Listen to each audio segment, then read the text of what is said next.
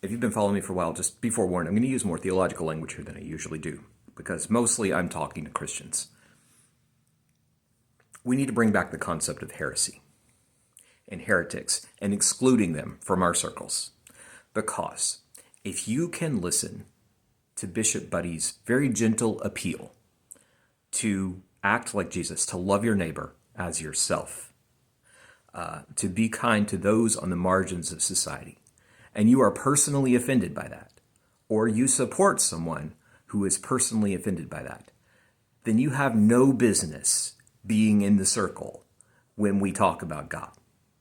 You need to take some time away and be separated until you can decide that you're going to get yourself right, or allow yourself to be made right, to come back into a fellowship of grace, a place where we are going to respect people because they're people.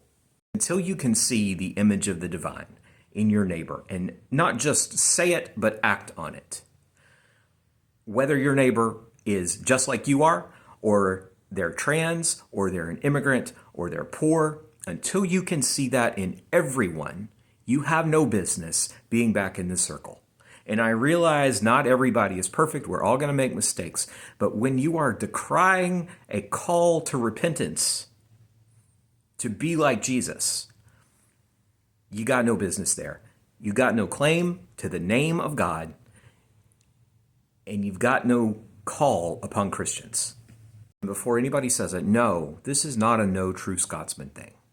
This is saying that Christian nationalism, that being in it for oneself, lies outside any possible interpretation of the many, many interpretations of what it is to follow Christ.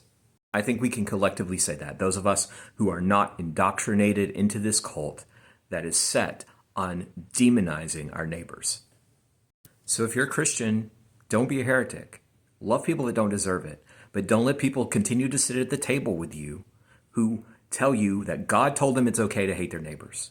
We can be of the same heart and clear-minded about that. Because as one of my friends often says, God is love, and if it's not love, it's not God.